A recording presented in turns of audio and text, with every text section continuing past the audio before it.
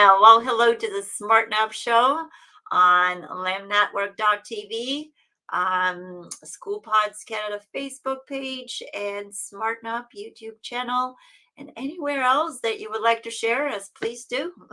Yes, we like being shared. we like being liked. We like being liked. We like being shared. And yes, We even like being followed. Oh, goodness. I don't know. Yes, please do follow us, share, interact with us. Actually, on lamnetwork.tv, I think you can be part of a chat. And you can also drop a comment on our YouTube channel, the Smarten Up YouTube channel. But be careful what you say, because you might end up in my sermon. Well, as the Smarten Up show has a goal to discuss anything education, parenting, you never know. We discuss life. So you never know who's going to end up being an example. Last week, our show was based on a couple of stories that I've heard from teachers that I know are still in the public school system. Yeah. And I'm saying still because it seems like there is a massive exodus. There are positions unfilled, and so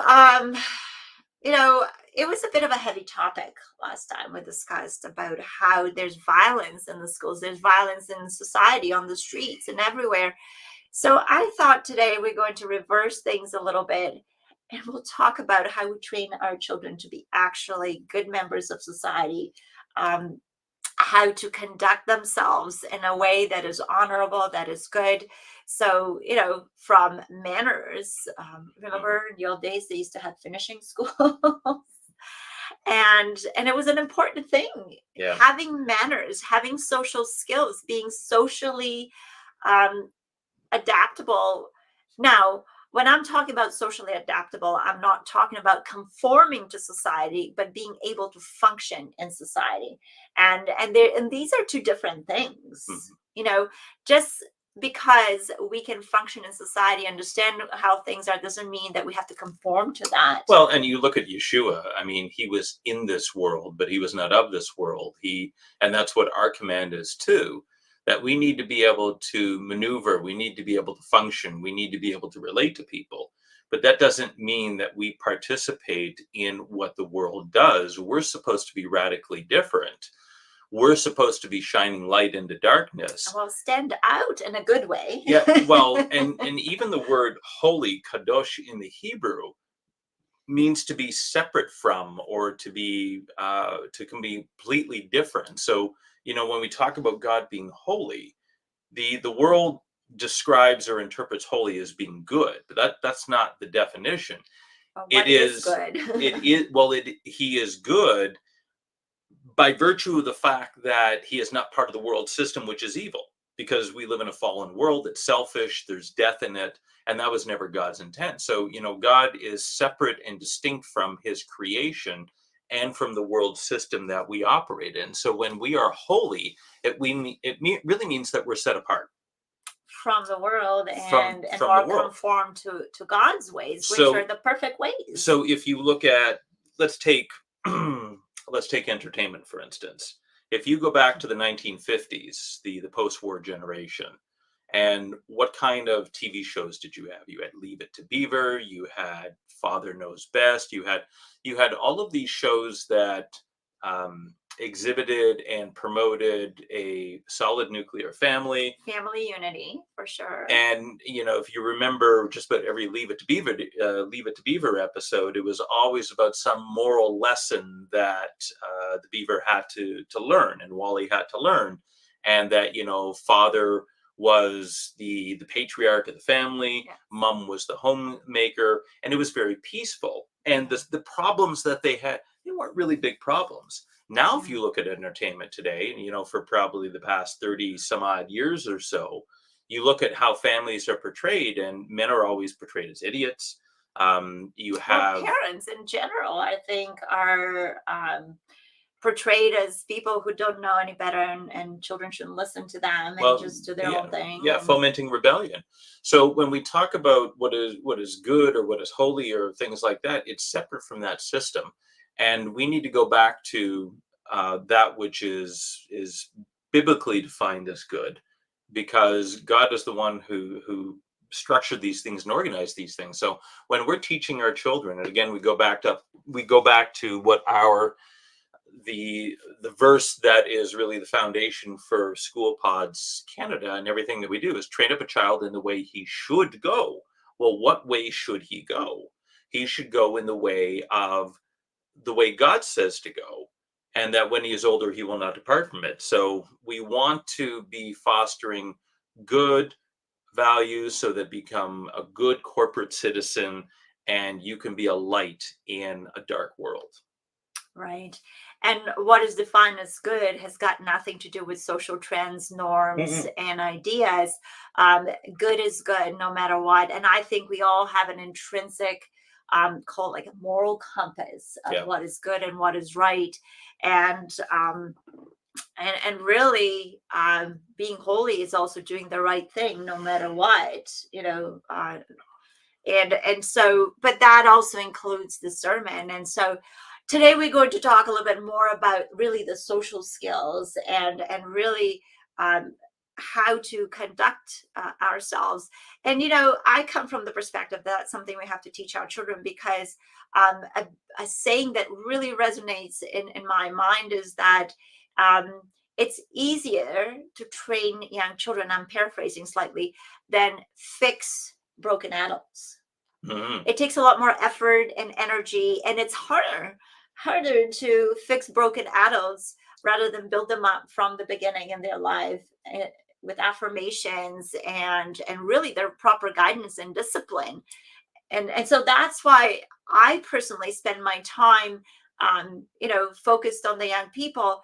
But many times when I teach young people, I realize that our generation and a couple of generations, like you said, post-war generations, have not really been paying attention to what is right and to stand for honor, because it's been kind of easy, and it's been, um, Well, and it's peaceful. it's really the baby boomers that were the Yeah. big fault for that.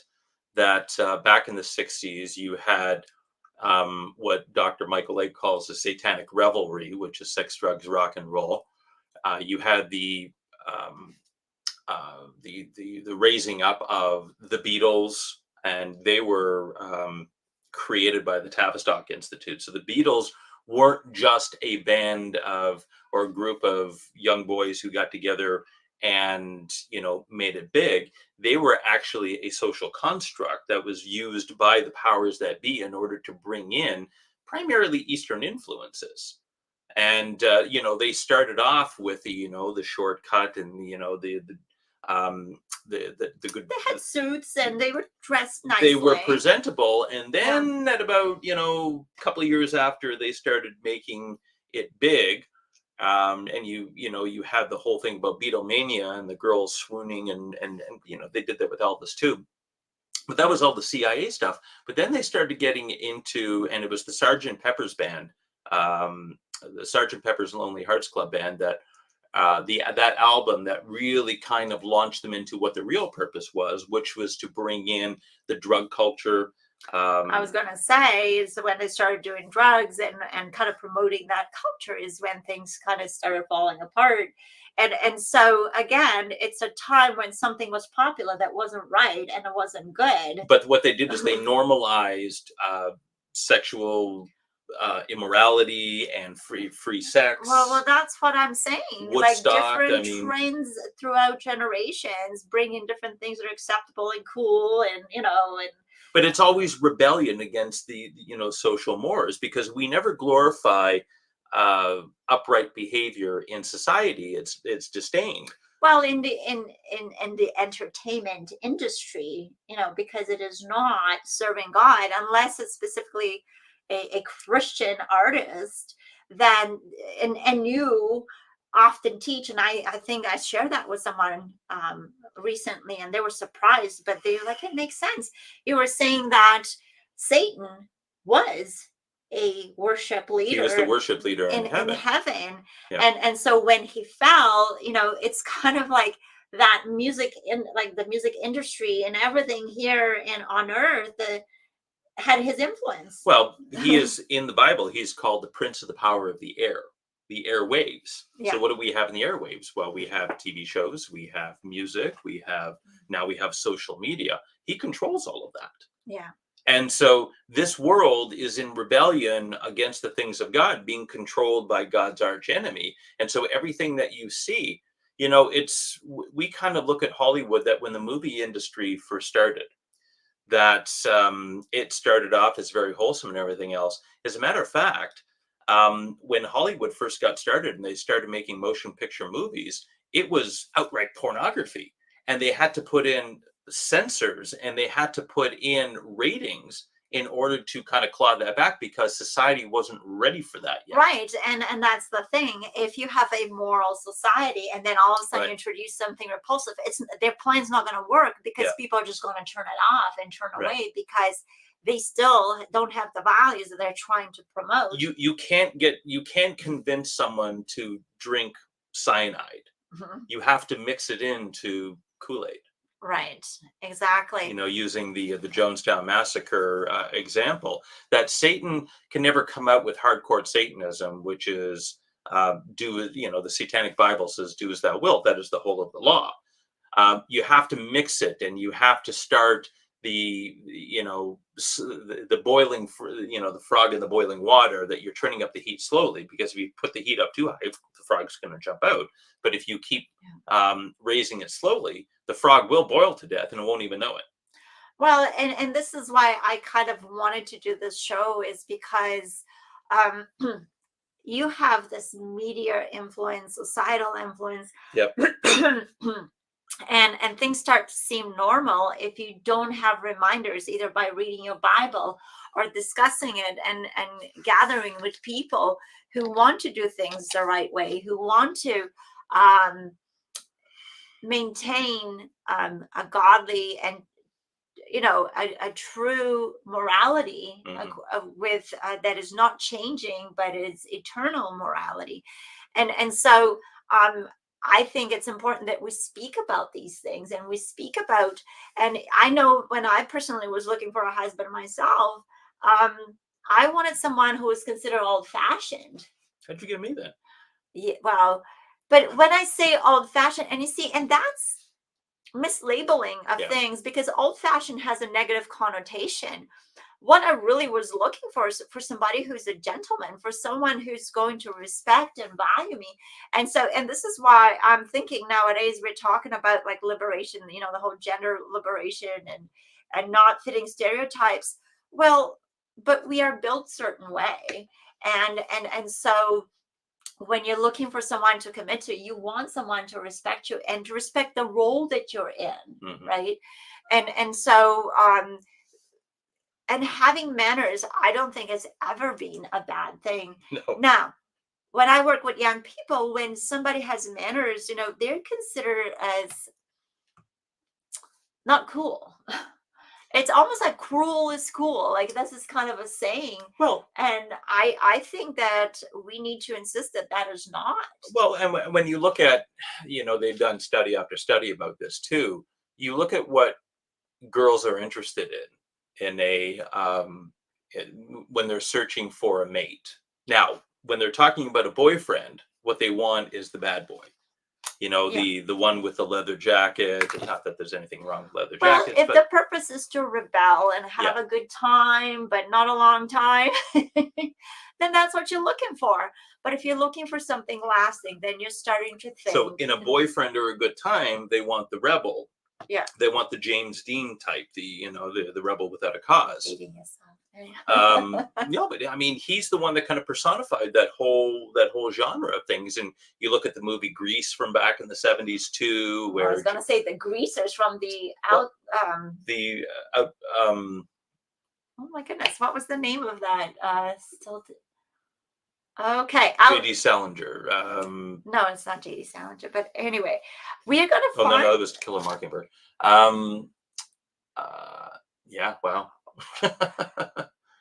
Okay. Anyway. I'm gonna have to do a search, but finish your thought. Yeah, so but when they're looking for a husband, they want someone who's more stable and everything else because they understand that long term that you are going to want someone who is going to provide stability, not necessarily except because listen, excitement wears off.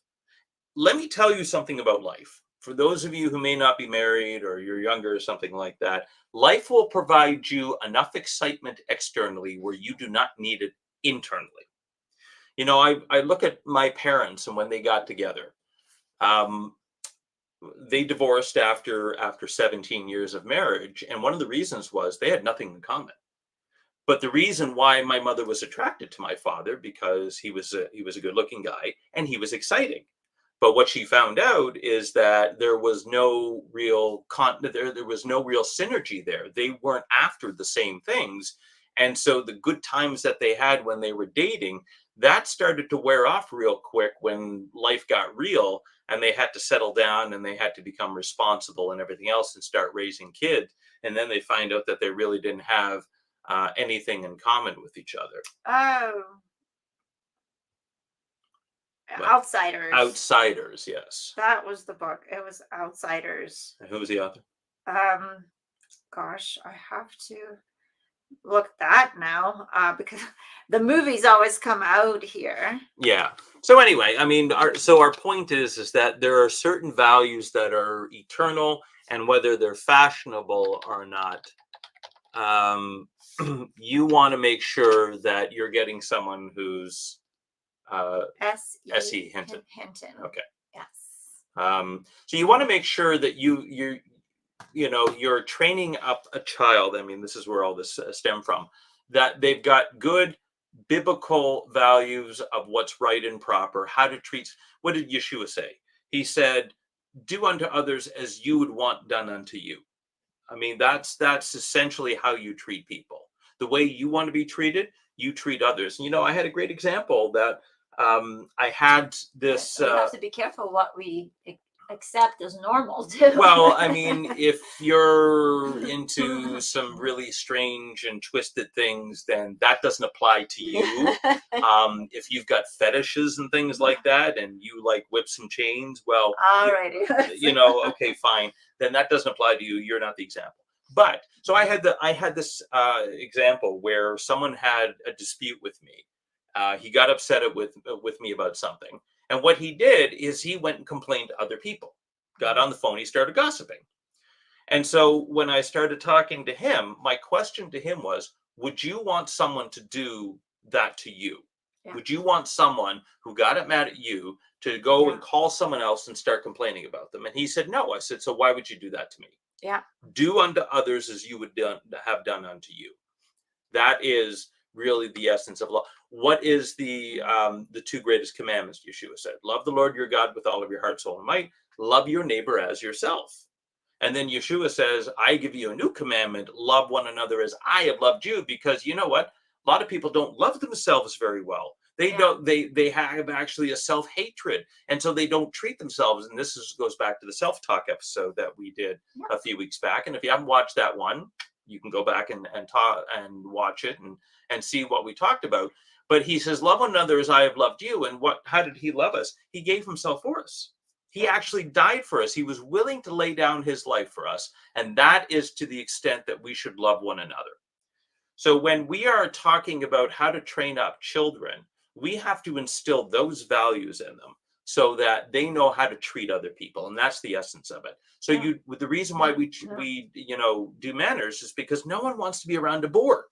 Yeah. No one wants to be around someone who is self-centered and arrogant or anything like that. We're looking for humility. And this is, so when you said you were looking for a husband, you actually had a model that you were looking to match. I made a list, but the list was, the model. Yes. And that's the thing, is when I had a picture of someone I was looking for in terms of a husband, I thought of my grandfather. Mm-hmm. My grandfather was always well-dressed, well-mannered, well-respected, well-spoken. He never lied. And whenever anything was done wrong, he insisted that it's corrected, and it's done well and it's done right. Mhm.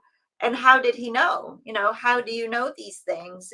And it what happens is when you do things right, you will get the good results in your life. And so I wanted to start here before I hope our cat doesn't push any buttons while we are working on here. We're going to go on airplane mode. Oh my goodness. I hope we are still broadcasting here. Yeah. Anyway, I wanted to share, we'll start with manners, but then I'll go a little bit deeper, because manners is an expression of just thinking on the inside, and we've kind of addressed that before. Mm-hmm. I believe it's this one. No, the first one then. Yeah. Okay, so we're going to share that. Yes, please. And we're going to view the tab in StreamYard. And then we're going to Okay, so now everybody knows how StreamYard works here. Okay. Let's do it. There we go.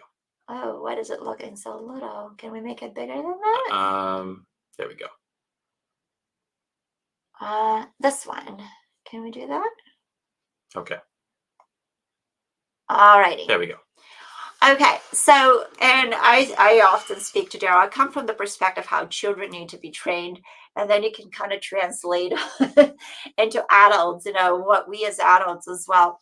But manners, guideline for manners to teach kids. And you know what? If you don't teach kids, can that be scrolled or not really? Not from here, but not from here. Okay, so I will need to be able to do that. Thank you. It's this one that is being shared. Thank you. So I will read through that as we go along. It needs to be clicked. Not that one. Not that one. This one that is being shared. Thank you. Can I have the mouse? Thank you. Alrighty. So again, I'll go through the list and then we'll have a little discussion about that. But saying hello and goodbye. Things like being on time, and I know that's a big one for you. And yes. and it just shows that you have made it a priority to be somewhere, right? Well, and some people value these things more than others. Certain temperaments, and if you go back to our discussion on the temperaments, there are certain temperaments that value certain things more than others. And so, which goes back to treat others the way you would like to be treated. So that's more subjective, but being on time is a thing that is a good quality to have, no matter what you value more or less. Right, exactly. So, but for those who make it more of a priority, then it's going to be more important. But the punctuality is something that everybody should value. So as we're reading these lists, these are things that is good to not only model, but practice and try to do as a family. Saying please and thank you. I know our son was riding a bike with his friend on the street, and there was a jogger coming behind them, and he wanted to please excuse me, or he said something very polite. And the boy said if he said it any other different way, we would have been annoyed. But because he said it so politely, we did move out of the way, even though it was a bit of an inconvenience and so forth. Knowing how to make a phone call. And I know I personally struggle more on the phone than you do. So that's something to get yourself to practice. And just because you're uncomfortable with certain things doesn't mean that it's not a good thing to learn how to do. I personally am not a big fan of the texting culture. I don't like communicating by text. I think it's very impersonal. I understand it has its value, especially if you have to communicate with someone, if they're in a meeting or something like that. And the other night when we had our son's bar mitzvah, someone was lost. So I quickly, while, we had the service going on, I was able to text them real quickly. Well, I mean, but what this talks about is not only whether phone call should be a preference over other modes of communication. We just need to know how to make a phone call properly, period. Because it's communication and people need to be valued and you need to be able to demonstrate that to them. Well, and you and I are in business, and what we've been told, texting is not as effective, is not as personal. No. Making a phone call is always the best way to get someone to Because our speak to. business is all about relationships, and you're not going to But establish every relationships. business should be about relationships, right? Like But ours is completely dependent upon it, Yeah. so it's highlighted more. Anyway, Give me 1 so second. holding the door open for people, that brightens somebody's day so much when you just do that. Sitting properly, body language, and that's another thing, the communication. Our body language is bigger percentage of what we communicate, of the message we give out there, than the words we actually speak. If you bump into someone saying sorry, being appreciative of what you have or what somebody's done, um, covering your mouth when you sneeze, and cleaning up after yourself when you make a mess. Just this simple list that we feel that is kind of common knowledge, and why are we even speaking about it, that gets forgotten on a daily basis. And sometimes it's these little general rules that create bigger problems in society than they ought to. Just sneezing, and covering your mouth, and Hmm. maybe we want to have to wear masks if people were more conscientious of their hygiene in public. You know what I mean? Like, why does the government have to restrict us and tell us to do things if we are able to do things, and if we know that we're doing our best, then we should know that the restrictions we're given are unreasonable, right? So if we lived our lives with these good values, then we won't have to be um, coerced to do stuff. Hmm. And then there's also a list of how kids should interact with adults, because we need to remember the Bible says over and over and over again that younger people should respect adults. They should show respect, and they're not to be treated as equals. Hmm. Children should obey the adults and their parents. And this is the only commandment in the whole Bible that has a promise for long life. If children honor their parents, and honoring is not just obeying what they say, but honoring means it's like showing them the proper respect and esteem, and doing the right thing no matter how we feel about it at the time. Hmm. Um, Now, sometimes the right thing is to not do or participate in things your family participates if your family is participating in the wrong things. Yep. Because somebody's got to stand up and be a positive influence and good influence in their family. Right. But what should young people do around adults? They should look people in the eye when they speak to them, instead of kind of look away or mumble.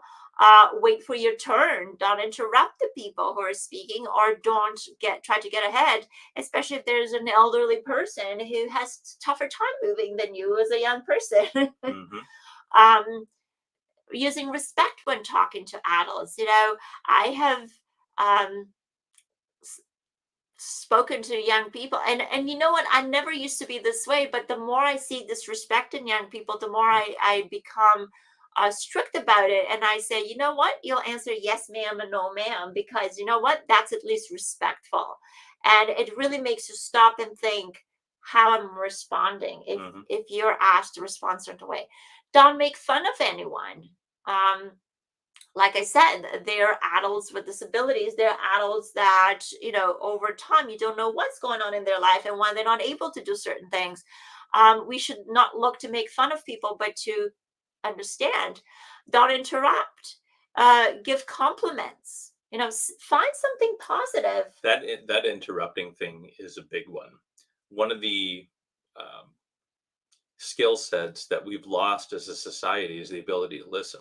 Well, because we are the instant gratification, instantaneous kind of society. When things don't happen for us in a short period of time, we don't. There's no patience. There's no waiting ability, and interrupting is just that somebody wants it said now, done now. Just being focused on what they want to be focused, rather than what participating in a conversation, right?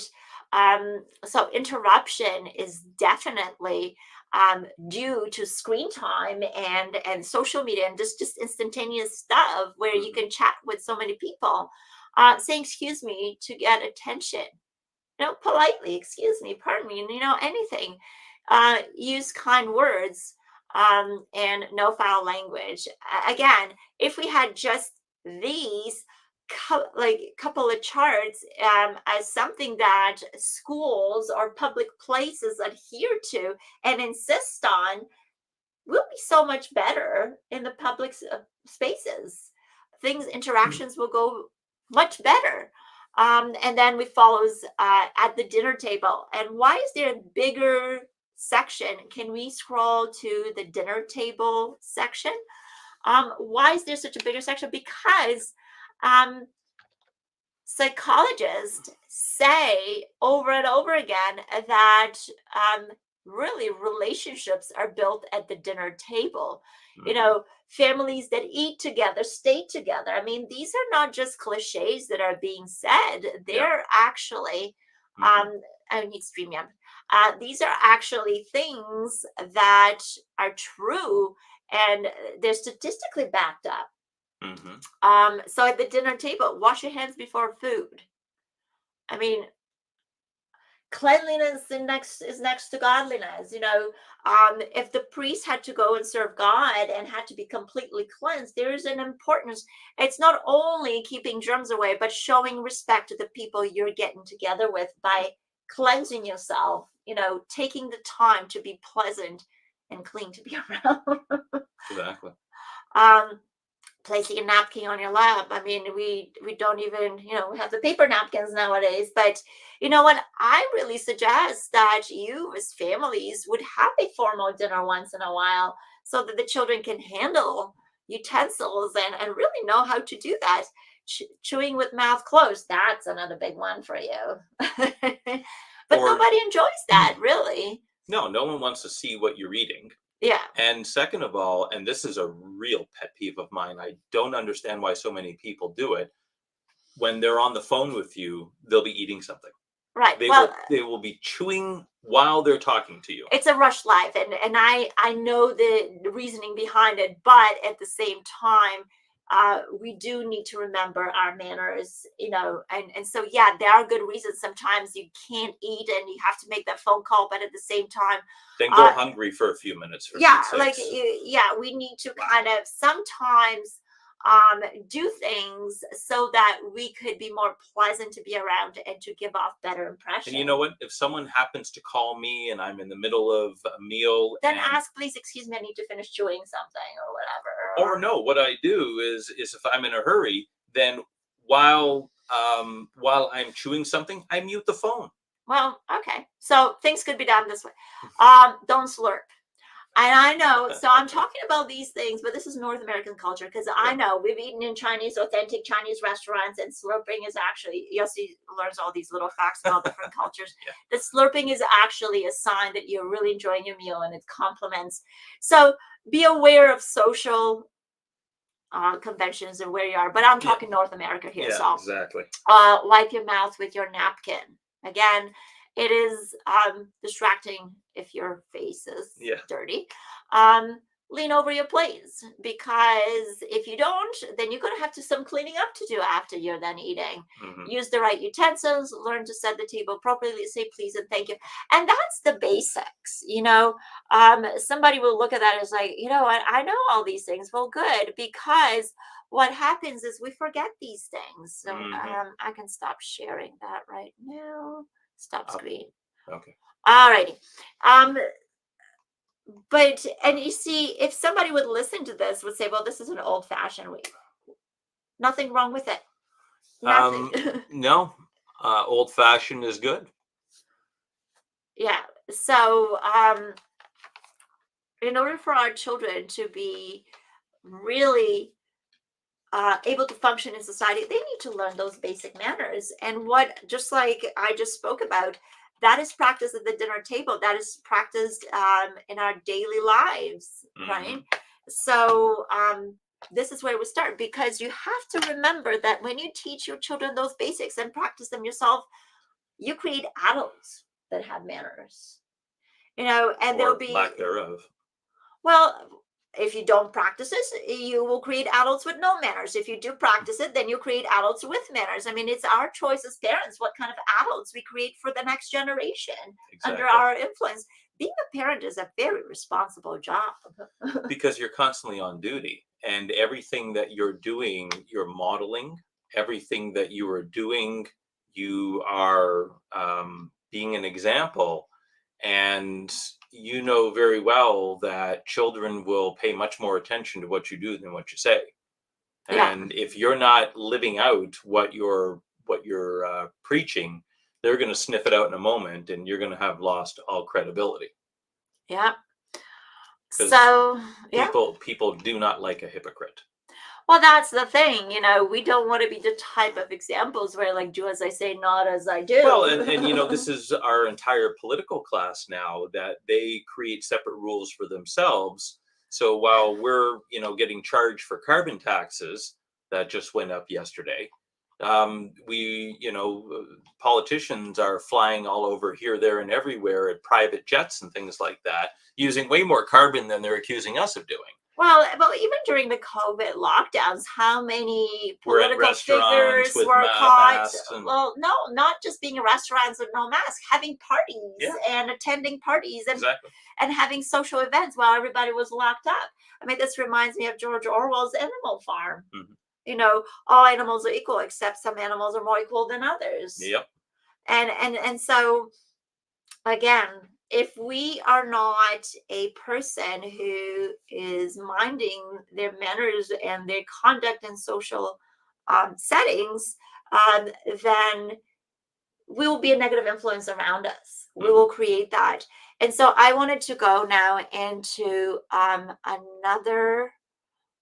Let me see. The next thing I wanted to discuss was a couple more social skills. So these were kind of like the thing I first discussed were manners. And this is a little bit more basic, but there you go. So let me do social skills. I'll go through that quickly because it's almost like the 10 commandments. How do I pick your mouse is not clicking for me as well as I was No. hoping. Okay. I think this is the one. No, next. Yeah, this one. Alrighty. So, 10 social skills every kid should know. And I often look at these things, I go, 10 social skills every adult needs to know.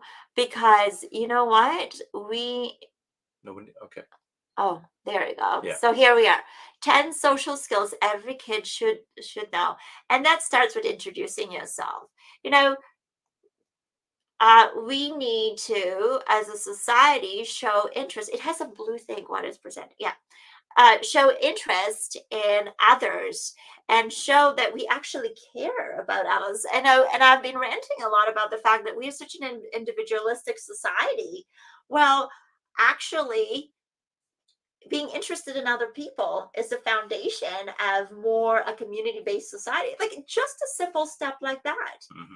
Introducing yourself, finding something in common with people instead of what the media is trying to get us to do is finding what we have against everybody else and how to divide and to be different. And that's because if you divide a society, it's much easier to control when people are fighting against each other. If they're united and fighting against you, you have a lot more difficulty. Yeah. So manners and social skills it's a very easy fix if we practice some. This is not a big effort to introduce yourself and your own. How many people now look away from each other when we're in social settings? They look either in their phone and look away as if the other people don't exist right next to them. And so introducing yourself would be something that making eye contact. One thing I find a lot of young people, and I'm finding more and so also adults asking for help. I do tutoring after school, and a lot of students come in there and they don't know how to ask for help to the tutor who's they're supposed to help them. They try to figure it on their own, and really making ourselves vulnerable. to do that, Well, because and it's a pride issue. yeah, and pride has grown bigger in our society, and asking for help addresses that. Hmm. Following instructions, you know, I have a bit of a fear that, yes, we should not be accepting everything our government does right now, especially working against us. But I have a fear that we're creating a bunch of rebels without a cause in our next generation. Yeah. Because, yes, following instructions that made no sense. Mhm. But following instructions that are actually producing good results, and are intended to improve our skills is a good idea. Mhm. You know, I don't know, that's a big one for you, but like when I get an IKEA furniture, following instructions makes assembling the furniture a lot easier than not, and trying to figure it out yourself. Mhm. And that's where young people need to really learn from the wisdom of the elderly. If somebody's done it, they have seen all the things could go wrong. Well, you just had that situation a little earlier when you were doing tutoring. You're having a battle with someone about following instructions. Oh, right. Yeah. So, yeah, students come to me and they want to do things their way, but sometimes there is like really logical and tried and true way. And so I say to my students, try it the way I tell you, practice it the way I tell you. And once I see you doing that, then you can be creative and find your own ways. Without us trying what is already being done first, we would not know what faults there are, but what benefits there are from doing something. And creativity comes from having a good foundation. Mhm. Nobody becomes creative and invents things without trying something that's already been done first. So following instructions is very, very important. um Staying on task. Well, with our generation nowadays, and that's adults and children, have difficulty staying on task and being distracted. We are a very distracted society, and that's why we get into the problems. And governments can take advantage of their power if we are not focused and staying on task and Yeah. having a purpose in our lives. Yeah. See, I'm teaching these basic things, but practicing these simple things can have great consequences later on in somebody's life. Mhm. Disagreeing appropriately.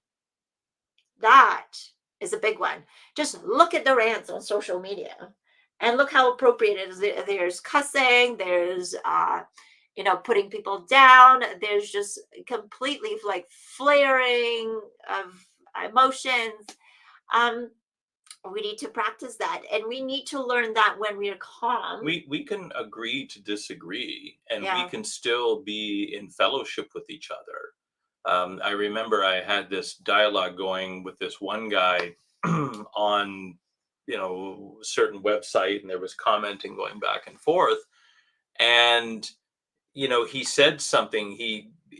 We were talking about following Jewish law, Torah, and I think the discussion was about Jews who believed in Jesus, in Right. Yeshua. Yeah. And he was the language that he was using. And so my response to him is that, well, how does this exemplify halakha? And halakha is a concept within Judaism about how we walk. Mm. So you want to win Jews back to Torah, as it were, and yet this is the way that you're talking about others.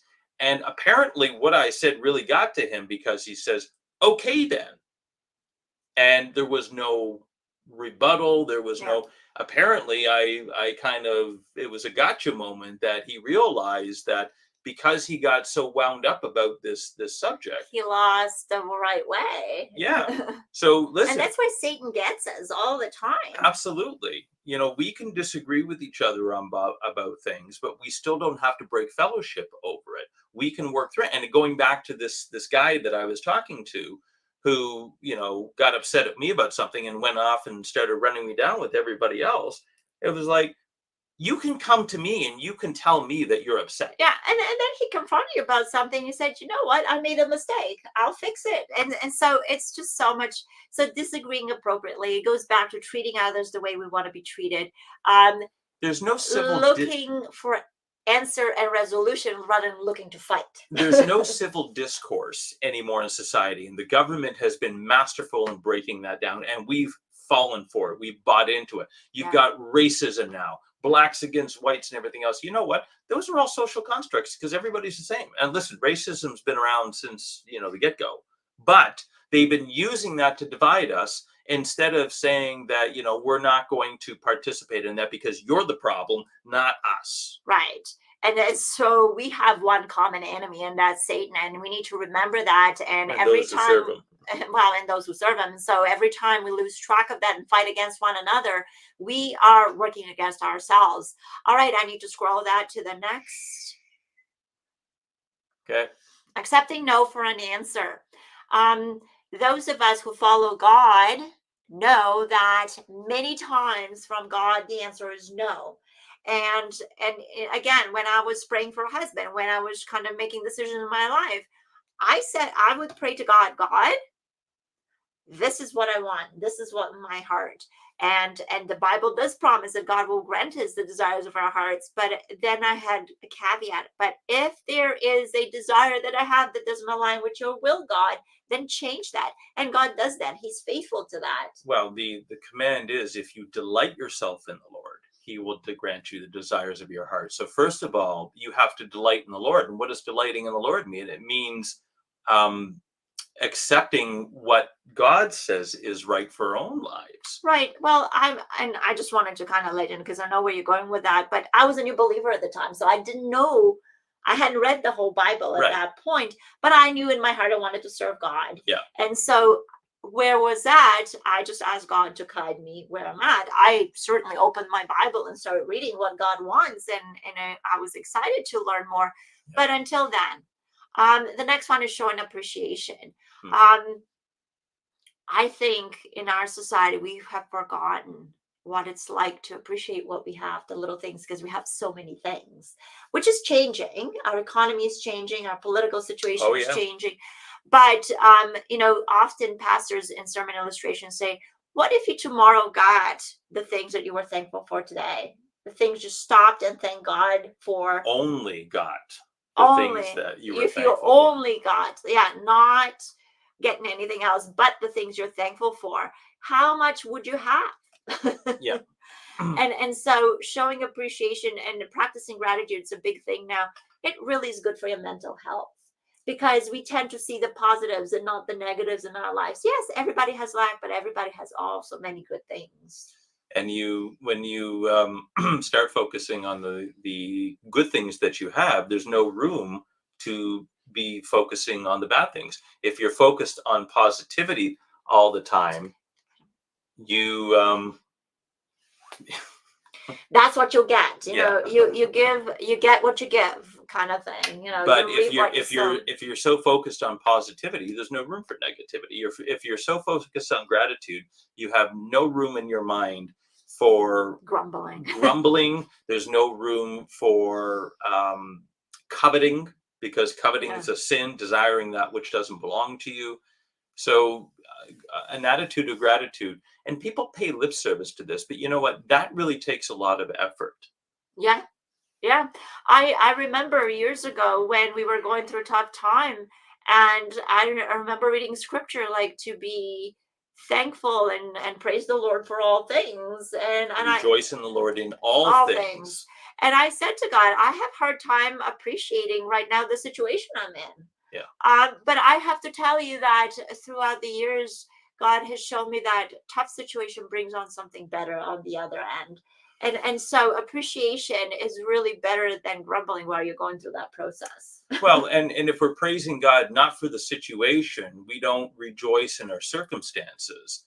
We rejoice in the one who is beyond our circumstances, and that there's a reason that God is bringing us through this. And so that, our attitude should be, I'm supposed to be learning something through this. So we're kind of going through a situation right now where it's a little uncomfortable because we just don't know. We don't know what's on the other end. Yeah, and we could get anxious about it, but I keep, people saying, well, that's a really tough situation you're going through. It was like, I know God has got a plan in all of this. Well, and at the same time, you and I were, having some testing and trials, but then I would connect with families who told me they're struggling to feed their kids and things like that. And I thought, you know what?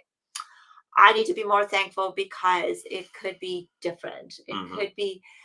So we all have tough things to deal with, and showing appreciation just helps us focus on the good things.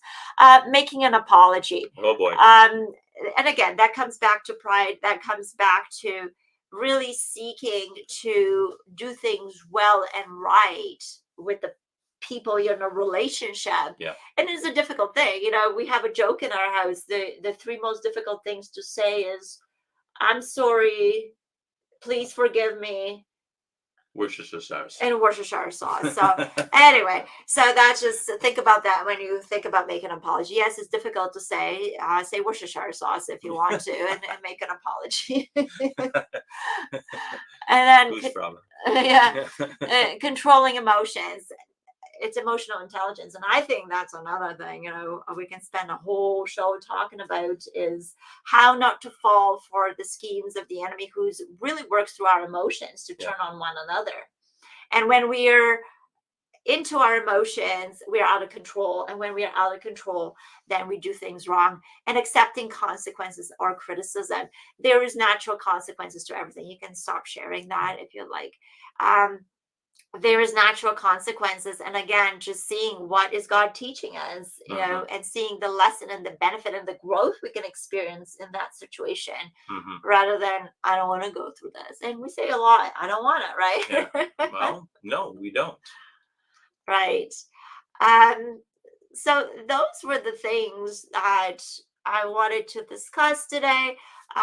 There were some more things in terms of how to be a good citizen. I just wanted to go through the basics today, because I wanted you to realize that basic things, like what I shared today, and I don't think, I did something that was earth-shattering by sharing those, but reminder of those things is so good, because when we forget them, things are worse. Well, and Bob is saying here, the fact that we have to teach historically understood social norms and etiquette proves the state of decay we're in.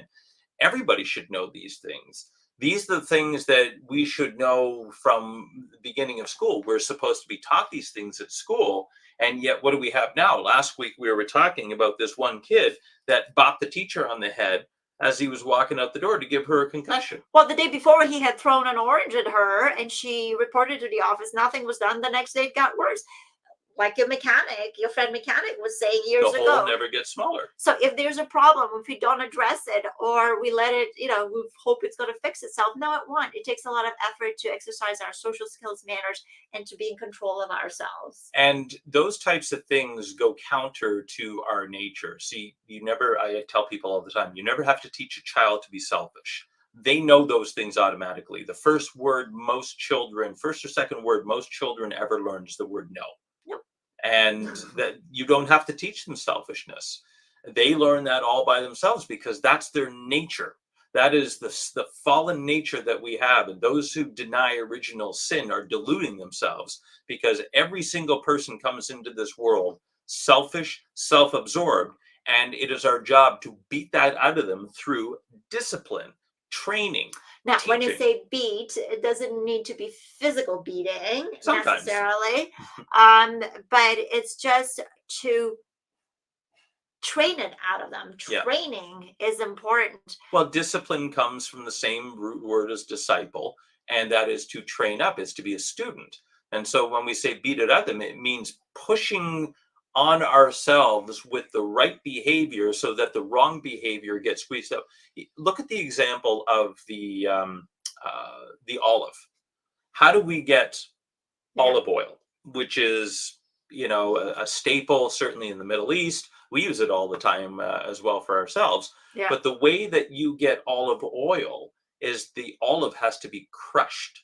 The flesh has to be ripped. And that's actually a picture of Yeshua too, because he, by his stripes we were healed. He was whipped to the point where his flesh was actually shredded on the cross, and and then he was crucified. So it is through the crushing that the precious stuff comes out. And the precious stuff in us, it's built in there because we are created in the image of God, but we also have the sin nature that has to be pushed out of us. And if you pressure yourself with good behavior, then the bad behavior is going to, it will not be primary nature. It will be foreign. So if we constantly chew with our mouth closed, as one of the examples, then it's going to feel unnatural to chew with your mouth open. But you have to work out that. It has to be a discipline. Yeah. If you are accustomed to saying please all the time, it's going to feel weird if you don't say it. Our problem in society today is we're not enforcing these behaviors upon young kids. And so then you get an unruly generation that grows up into adulthood, and they don't respect each other. If children follow these manners that I discussed today, and they're being taught right values, would that child ever think of hitting a teacher or throwing an object at a teacher? Oh my gosh, I would be terrified. I went to public school in the 70s. That would be suicide if I did that. Yeah. So what we're trying to say is the progressive values of our society are not progressive at all. They're regressive. Only damaged our society. And you know what? We're here to remind you what is good and what is really going to make our society better. And I don't care if I'm being called old-fashioned, because good is good and evil is evil, and we need to recognize it for what it is. Indeed. So we've come to the end of another broadcast, and smarten up, people. Like, this should be common sense, but as Jim Quick says, common sense is not common practice. And so, the objective with the Smarten Up show is to help bring back those things that should be common sense but have been lost, and we're going to work hard to bring them back. So We want to thank everybody for joining us, and we bid you all a good week, Shavua Tov, and we'll look forward to seeing you next week right here at the same time. Also, if you're not aware of yet, catch the new show that I am doing with Leonie Johnson on Sunday mornings at 11 Eastern Standard Time, called The Threshing Floor. And I think you'll be blessed by that. So Thanks, everybody, and we'll look forward to seeing you soon. Bye-bye. Bye-bye.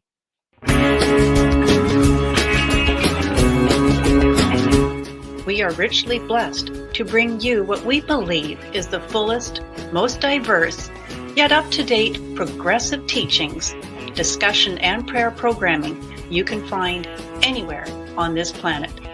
Be sure to take the tour of the MessianicLambRadio.com website.